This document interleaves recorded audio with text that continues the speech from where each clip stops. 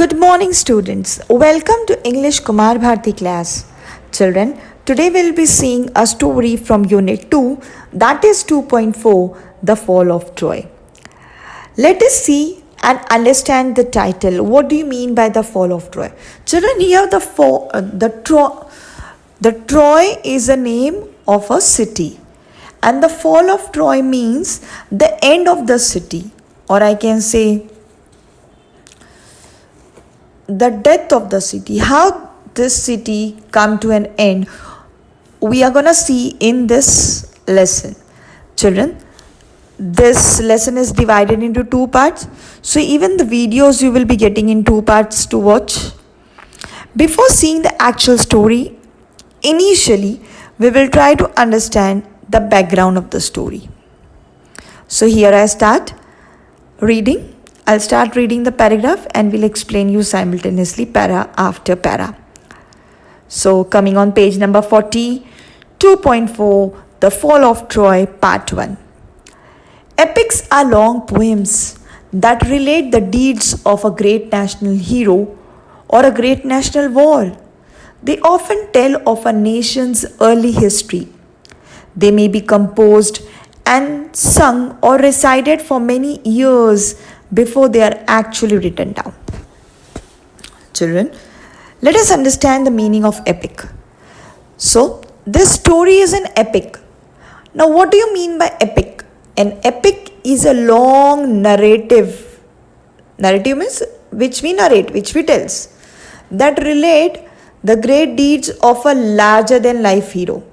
Now, what do you mean by larger than life hero? Here, larger than life hero means a hero who are not found in real life, or I can say a person who has got all the qualities which are supposed to be there in a person, who embodies the value of particular society. Now, larger than life thing, I'll explain you more deeply. I'll give you one example. See, children, we all see movies, let it be Bollywood movies or Hollywood movies. We see movies in Hindi, in English, in Marathi, or whatsoever languages. Yes? Now, I'm sure that we are missing our movies in this lockdown period.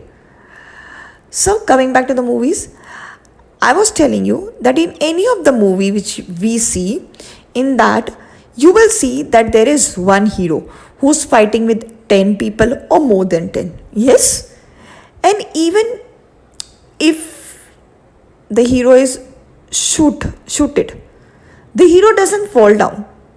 The hero doesn't die, or I can say the hero doesn't lose at the end, okay? Why?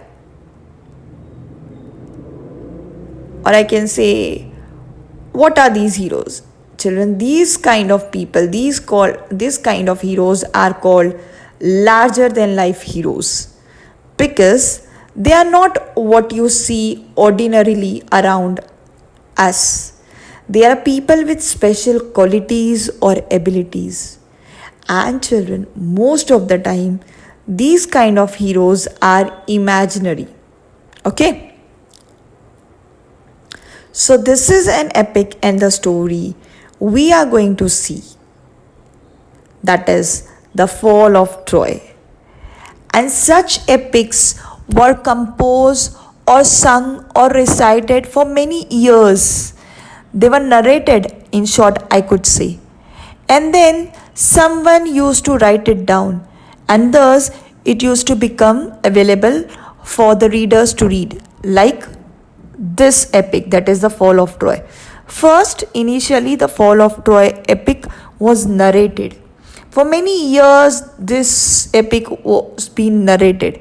Then suddenly someone came and noted down, and today here we are reading it in our course book, and that's how the story came into existence.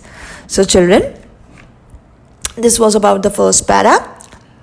Let us go to the second para. I'll read out. Pay attention. The two famous Sanskrit epics are the Ramayana and the Mahabharata, And the two great epics of European literature written in ancient Greek are the Iliad and the Odyssey.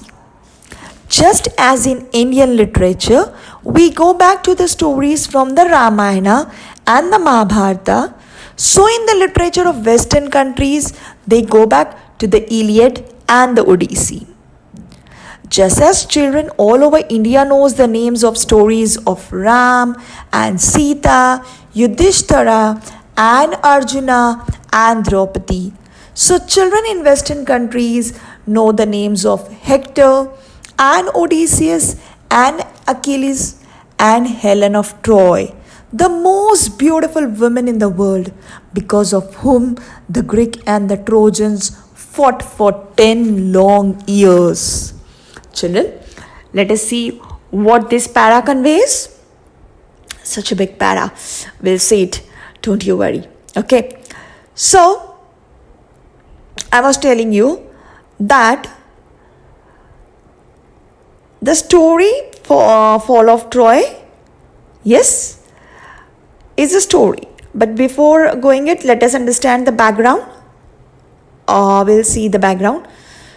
I was telling you that in our country, that is India, we have epics. Like everyone knows, we have two great epics. Those are written in Sanskrit language. And what is one out of these two? Like we have Ramayana. Now what is Ramayana? Everyone knows Ramayana is a story of Lord Sri Ram. Okay. It's a story of Lord Sri Ram. It is the story of how Lord Ram was sent into Akail. Akail means out of the country. Okay. Out of the country by his mother. And then there Sita gets kidnapped by the cruel Ravana. And how Lord Sri Ram along with his brother Lakshman and the and the Vanar Sena. Now you know what is Vanar Sena. Vanar Sena means the monkey brigade. You know, the monkey brigade. So along with the Vanar Sena, of which Hanumanji is a very important part, how they fight a brave battle against the demons or the evils Rakshasas, and how they win or they bring back goddess Sita. So this was the story of the Ramayana. Ramayana is a very, very famous epic in India, children. Because Lord Ram here is larger than life character. Rama is also called as Maryada Purushottam. That is, he is one of the best among men. He is the person, he is the man who has got all the good qualities which a good human being or a good man should possess. So these are the epics that we have, or I can say we Indian children have heard as we were growing up. There is one more famous epic, Indian epic, and even about this we all have heard, and that is the story of Mahabharata. Now what is the story of Mahabharata? The story of Mahabharata is the story of the Pandavas, that is the 5 brothers, the Kauravas, that is the 100 brothers, who were the cousins of the Pandavas, as we all knew, and Lord Sri Krishna. So there was this particular long story about the battle fought between the Pandavas and the Kauravas, and how Lord Sri Krishna sided with the Pandavas. Or in fact, I can say the Kauravas did not want Lord Sri Krishna on their side. They just wanted the lottery. Now who was the lottery for them? Lord Krishna's army.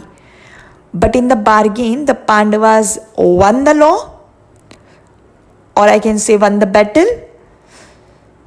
So children, you all know all this, It's not new to us. We get to know a lot about how to live from these stories, how to live life. We also get to know how the good always wins over the evil. Ultimately, in the beginning, you might feel that the evil is very, very strong. But gradually, we will learn, we will come to understand, we'll come to know that it is good who always win over the evils. So, all these epics and their characters we have seen as we grew up in India. The characters such as Lord Ram, Goddess Sita, and Hanuman. About all of them we have heard, isn't it? Even we have heard the characters of the Mahabharata, that is the Panch Pandavas, or I can say Lord Krishna, Draupadi. Now, all these characters we have learned in reference to Indian context, means about our country. These epics are about India's country, okay, Indian country. In the same way, the children who are growing in the Western world, they also have certain epics of their own countries. And what are their epics? The way we Indian have our epics, the Ramayanas and the Mahabharatas, in the same way they have their epics in the Western world. And what are those? Even they are two. Those are the Iliad, and this is the story, that is the fall of Troy. Our today's story is based. So the Iliad is like our Ramayana, which each and every growing child in the Western world know about. And the second important story which the children from the Western world know, or I can say they have heard about as they were growing up, is the story of Odyssey. So, what are the two Western epics? In short, the Western epics are the Iliad and the Odyssey. And each and every children growing up there in the Western countries have heard about the Iliad and the Odyssey. Okay. So, they were like, we know about the characters of Ram, Lakshman, Sita. We know about the Kauravas, the Pandavas, the Lord Krishna. We know about Draupadi. We know about Duryodhana, etc. So they know about Hector. Now, who was Hector? Hector was the person who led the war of Troy, or I can say the battle. He was the leader. Under his leadership, the war of Troy was fought for 9 long years. And then Hector died. After 9 years, Hector died. How he died and all these we are going to see ahead in the further story. Hector is like Lord Ram for the children of Western world. He is a hero who is larger than life. And then they all have heard about many stories of the adventure of Odysseus. Odysseus, who is Odysseus? Odysseus was the hero in the part 2. We are going to see Odysseus was the hero of Odyssey. So this is how we have common things in our culture. The story might be different, children, but the epics and the heroes who are there in the epic, in our epic and in Western country epics, are common. And the good thing which these hero teachers are also common. So this was all about the people that we have heard about in the Indian epics and the people which the children from the Western world also have heard about. See children, I'll tell you one more thing. This is also a very important character who was Achilles. His name was Achilles, and he was a very, very, very brave soldier.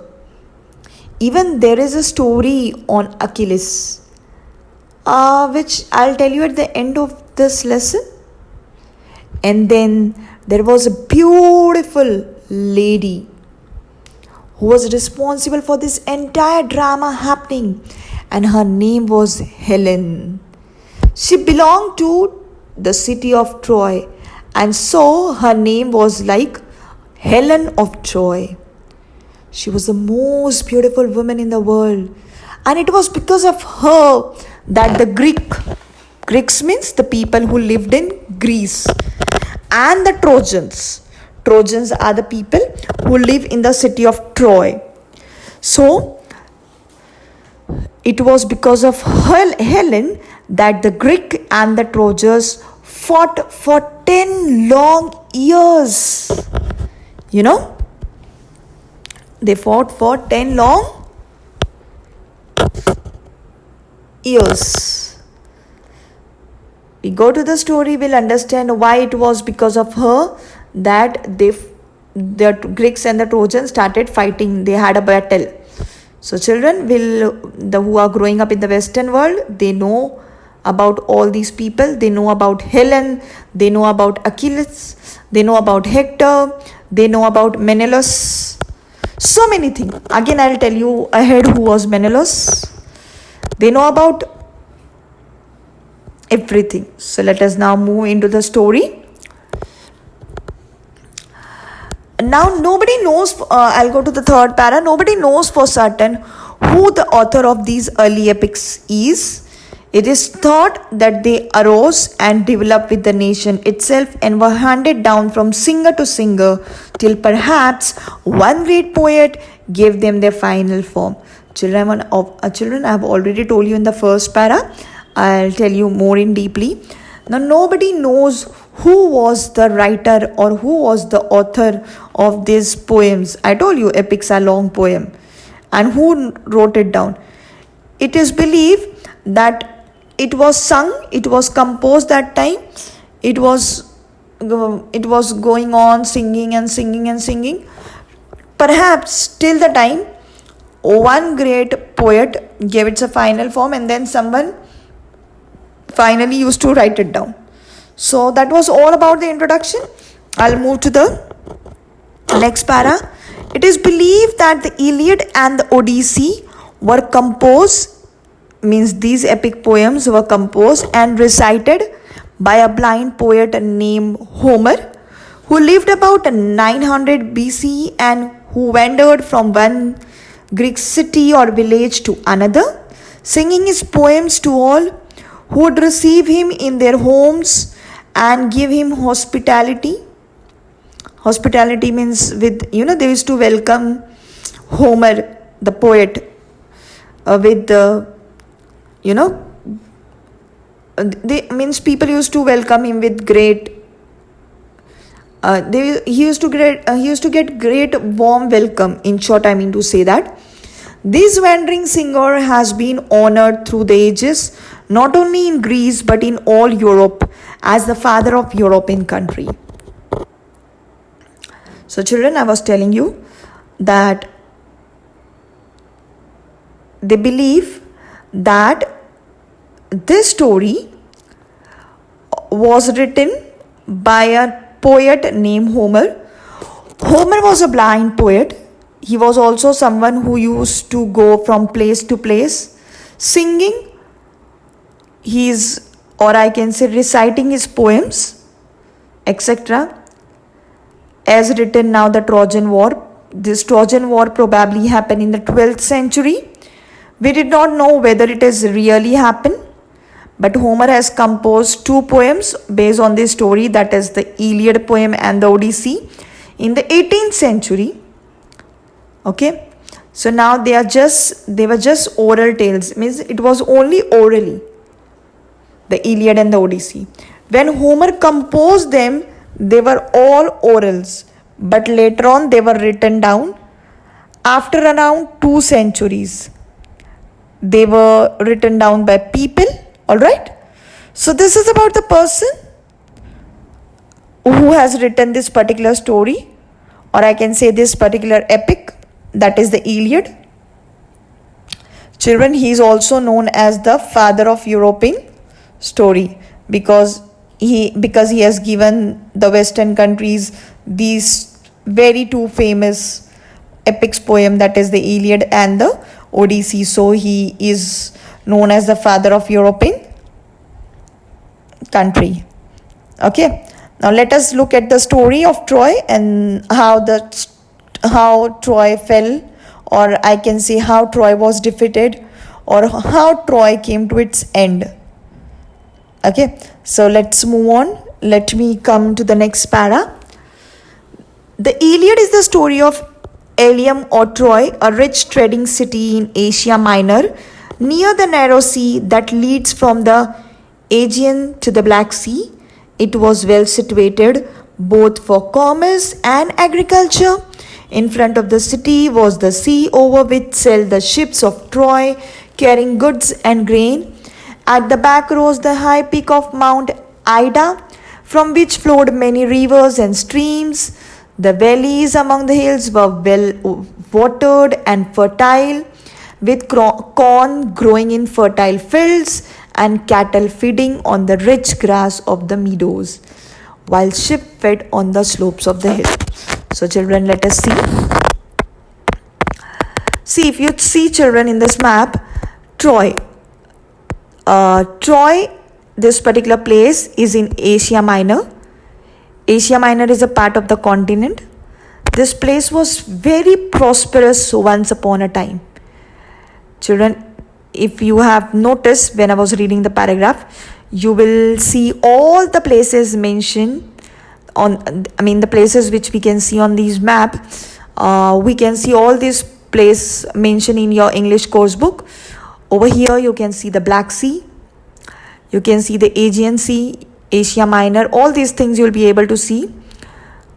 These names are there in your textbooks. So this was about the location of Troy. Let us see more about Troy. If you see, children, Troy is on the coastal side, means Troy is near the narrow sea. There is a sea, okay. On the one side you have water, or I can say the sea, that is the Aegean Sea. Now Troy was very prosperous land, very rich city.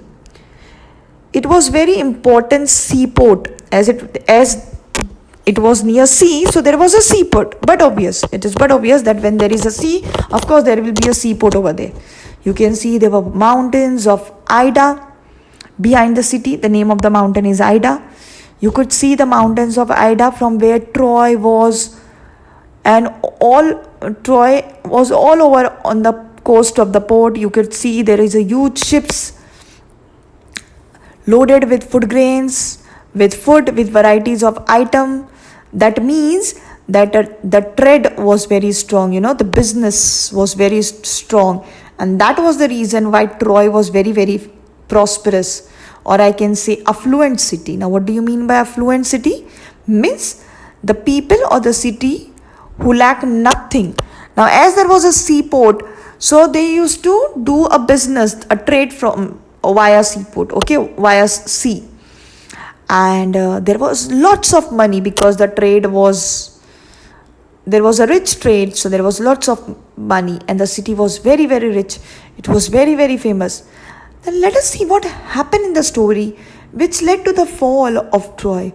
Means how such a big prosperous city came to an end. What happened that this city was destroyed, or I can say defeated? How did it meet its end?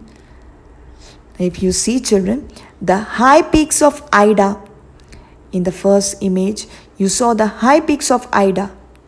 You would also see that the fields around this place, the land around this place was very fertile, means very good for agriculture, and there were acres and acres of corns which people had cultivated, so people had enough to eat also.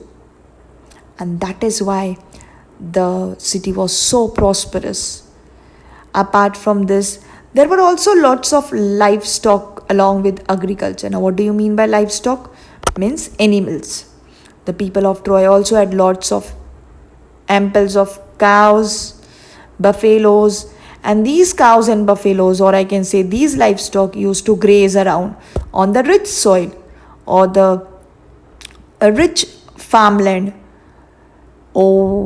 which grew all around the Troy and on the mountain slopes of the mountain Ida. There were also these sheep and goat. That means in short, Troy was very prosperous city. Troy lacked nothing. So there was lots of business which could be done. There was lots of farming. There was animal husbandry, was also in full-fledged, full form happening. That means the people of Troy lack nothing, as I'm telling you time and again.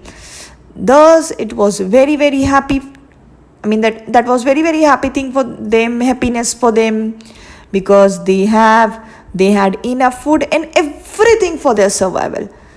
Then something happened, my dear children, which changed the fortune, or I can say the destiny of Troy or the Trojans. Okay, this city was also well protected. Let us see how it was well protected. Coming to the next para.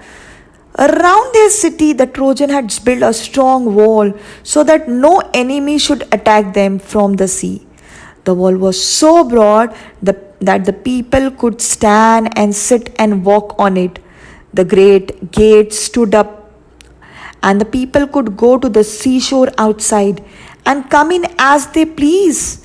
But in time of war, the gates would be closed, and then the city was like a strong fortress, quite safe from all attack, protected by the walls surrounding it as well as by the hills behind.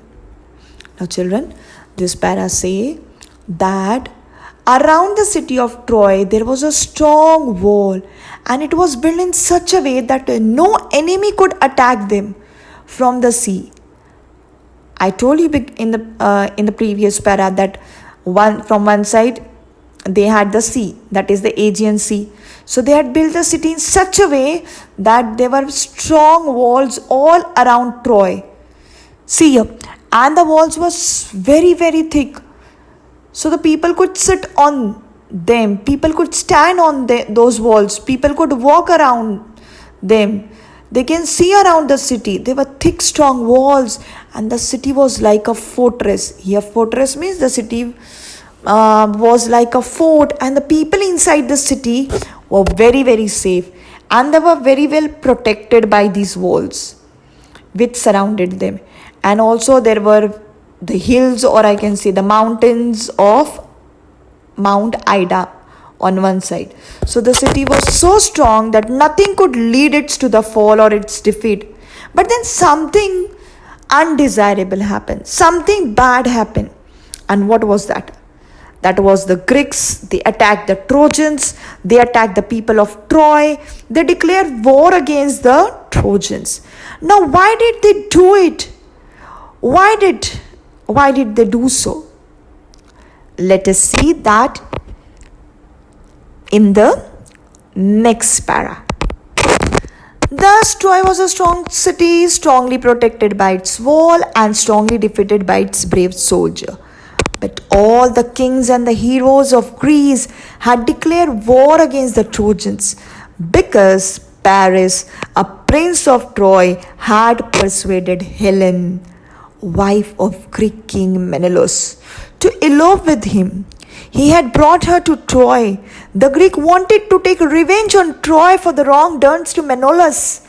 They sailed to Troy and laid siege to the city. The Trojans too fought hard, and the siege continued for 10 long years. Children, this para says that there was a Greek king called Menelaus. Menelaus was a Greek king, and in this image you can see Menelaus look very angry. And why he is very angry? Because of that anger, he has sent his people, his army, to attack Troy. And why was he angry? Because there was one particular prince of Troy, a prince of Troy named Paris. His name was Paris. What did Paris do? Paris persuaded Helen. Now, who was Helen? As I told you in the beginning, Helen was the most beautiful woman in the world. He was the wife of King Menelaus. That means he was a wife of the Greek king Menelaus. Or in short, I can say he was a Greek queen. So this person, Prince Paris of Troy, he did a wrong thing. He persuaded Helen to elope. Now, what do you mean by persuaded? That means to go away without permission. Bhagana. So you can see here in this picture, Paris is taking away Helen along with him to Troy. Children, as I told you, Helen was the wife of Greek king Menelaus. So the people of Greece, of course, it's natural that they will get angry because they have been insulted. Their queen has been taken away by someone else. And that was the reason for the war, children. They wanted to take revenge, and that is why they attacked Troy. So this was the war of Troy began. And the war continued and continued for 10 long years. The Trojan fought hard. Trojan means the people of Troy, as I said. They fought very hard. They fought daily. But the battle did not end. Yes, the battle did not end. Yes.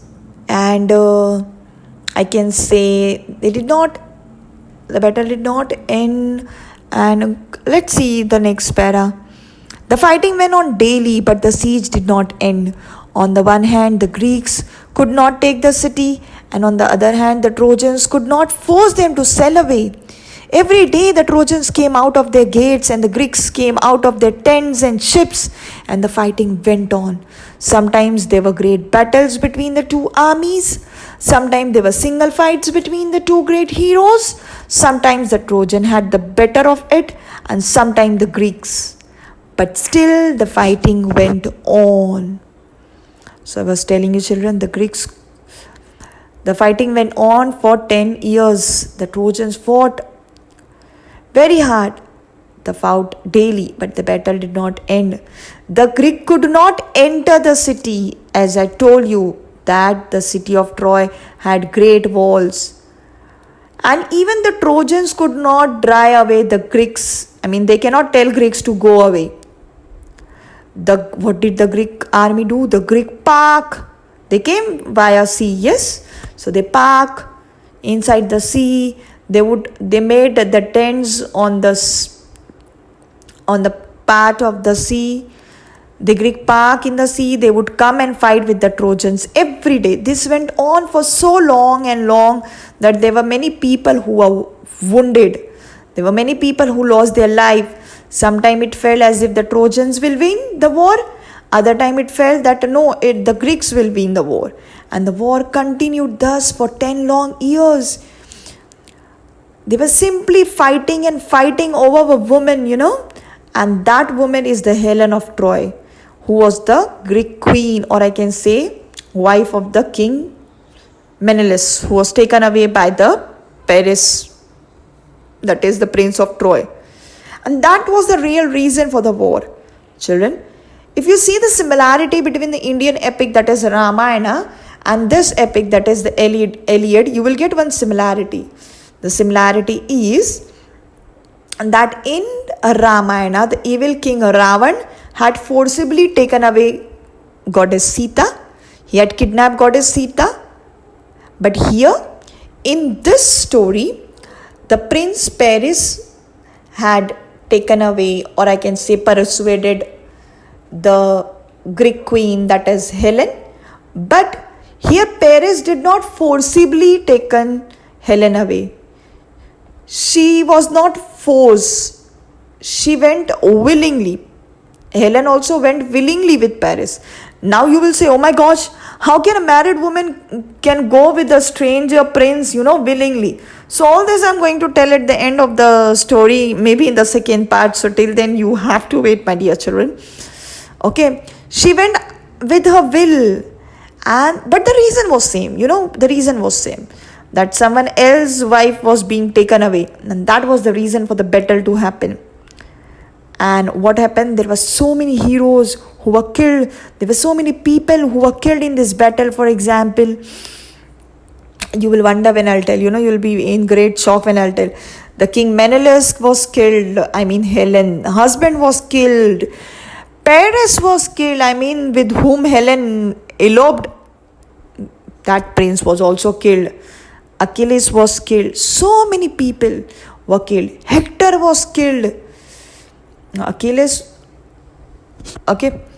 So all this was killed. I'll read the last para. Great heroes on both sides were killed in the course of the war. After leading the defense of a city for 9 years, the brave Hector was at last killed by Achilles, whom none could resist. But Achilles himself was killed later by a poisoned arrow that entered his heel. the only part of his body where he could be wounded. Still later, Paris himself was killed also by a poison arrow. The Trojans were tired of being shut up in their city, and the Greeks were longing to see their homes again.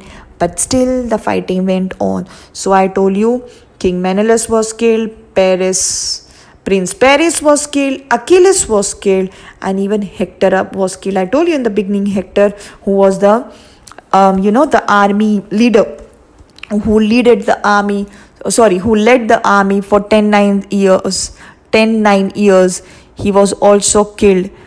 And out of the 10 years battle, 9 years Hector was the commander of the army, but then Hector was killed by Achilles was killed by Paris. Now I told you in the beginning of the lesson where we come to, I told you that I'll be telling you a story of Achilles. So here I am telling you a story of Achilles. But before that, I'll tell you one small thing related to English language. Achilles was killed by Paris. And how was Achilles killed? Achilles was shot in the hill, in the hill. Now you see there is one more connection I'll tell you between the epic and our epics of the West. There is a story of Achilles. Achilles could not be killed. I'll tell you one more similarity between our epic and Western epic. Achilles could not be killed. Means he, by any other mean, only if someone shot Achilles' heel, he could be killed. Now, we have so many stories in India. For example, we have story of Hiranyakashipu, Hiranyakashipu, who was a king who could not be killed during the day, who could not be killed during the night, who could not be killed inside the house, who could not be killed outside the house, who could not be killed in the heaven, who could not be killed on the earth, who could not be killed by human being nor by an animal. So who killed him in the end? It was Narsimha, that is an avatar of Lord Vishnu, who killed Hiranyakashipu. In the same way, Achilles, the hero of Western epic, also could not be killed in any other way except if someone shot him in his heel. And that what happened, that Prince Paris shot in Achilles' heel, thus Achilles died. And so there is a proverb in English, there is an proverb muhavra in English which says Achilles' heel. And what is the meaning of Achilles' heel? In English, Achilles' heels means a weakness in a person or a system which might cause them to fail. So everything else about the person or everything else about the system is very, very strong, but there is one part which is weak, and because of that one part the entire system could fail. And that was in the case of Achilles. Achilles could not be died if someone shot him at any part of his body. He could only died when someone shot in his heels, because that was his weakness. And thus this proverb came into existence in English, that is Achilles' heel. So we saw that all these brave people were killed. The Trojans were tired because they cannot go outside the city, because if they go out, the Greeks army was waiting for them. Even the Greeks wanted to go back to their land, their motherland, back to Greece, because they are fighting here, they are living on someone else's land since last 10 years. They both wanted to end the war, but the war was not reaching the final stage. And that was about the first part. We'll continue in the part 2. Till then, thank you. I hope you understand.